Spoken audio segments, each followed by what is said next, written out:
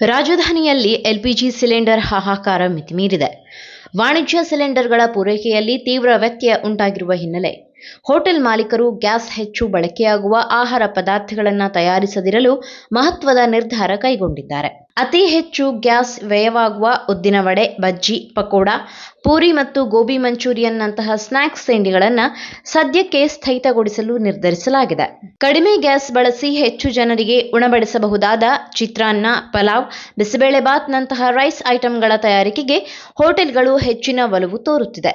ದಯವಿಟ್ಟು ಹೆಚ್ಚು ಆಯಿಲ್ ಬಳಕೆಯಾಗುವ ತಿಂಡಿಗಳನ್ನು ಕೇಳಬೇಡಿ, ರೈಸ್ ಐಟಂಗಳನ್ನು ಆರ್ಡರ್ ಮಾಡಿ ಸಹಕರಿಸಿ ಎಂದು ಹೋಟೆಲ್ ಮಾಲೀಕರೇ ವಿನಂತಿಸಿಕೊಳ್ಳುತ್ತಿದ್ದಾರೆ.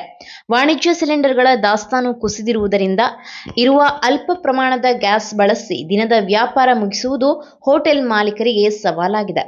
ಎಣ್ಣೆಯಲ್ಲಿ ಕರಿಯುವ ತಿಂಡಿಗಳಿಗೆ ನಿರಂತರವಾಗಿ ಹೆಚ್ಚಿನ ಉರಿ ಬೇಕಾಗುತ್ತದೆ. ಇದು ಸಿಲಿಂಡರ್ ಶೀಘ್ರವಾಗಿ ಖಾಲಿಯಾಗಲು ಕಾರಣವಾಗುತ್ತದೆ. ಆದ್ದರಿಂದ ಅನಿವಾರ್ಯವಾಗಿ ಸ್ನ್ಯಾಕ್ಸ್ ವಿಭಾಗಕ್ಕೆ ಹೋಟೆಲ್ಗಳು ಕೋಕ್ ನೀಡಿದೆ. ಇದರಿಂದ ಹೋಟೆಲ್ಗಳ ಒಟ್ಟಾರೆ ಆದಾಯದಲ್ಲಿ 30% ರಿಂದ 40% ಕುಸಿತವಾಗುವ ಸಾಧ್ಯತೆ ಇದೆ ಎಂದು ಹೇಳಲಾಗಿದೆ. ವಡೆ, ಬಜ್ಜಿ, ಪಕೋಡ ಮತ್ತು ಗೋಬಿಯಂತಹ ಸ್ನ್ಯಾಕ್ಸ್ ಐಟಂಗಳು ಹೋಟೆಲ್ಗಳಿಗೆ ಹೆಚ್ಚು ಲಾಭ ತಂದುಕೊಡುವ ಪದಾರ್ಥಗಳು. ಇವುಗಳ ಮಾರಾಟ ನಿಂತರೆ ಲಾಭದ ಪ್ರಮಾಣ ಗಣನೀಯವಾಗಿ ಇಳಿಯುತ್ತೆ.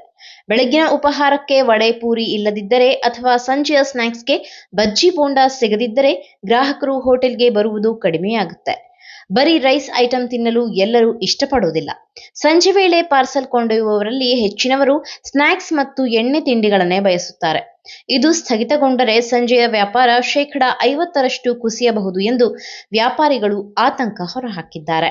ಈ ಮಾಹಿತಿ ನಿಮಗೆ ಇಷ್ಟವಾಗಿದ್ದಲ್ಲಿ ಈ ಬಗ್ಗೆ ಕಮೆಂಟ್ ಮಾಡಿ, ವಿಡಿಯೋನ ಲೈಕ್ ಮಾಡಿ, ಶೇರ್ ಮಾಡಿ. ನಮ್ಮ ಚಾನೆಲ್ನ ಸಬ್ಸ್ಕ್ರೈಬ್ ಮಾಡದಿದ್ದಲ್ಲಿ ಬೇಗ ಸಬ್ಸ್ಕ್ರೈಬ್ ಮಾಡಿ. ಧನ್ಯವಾದ.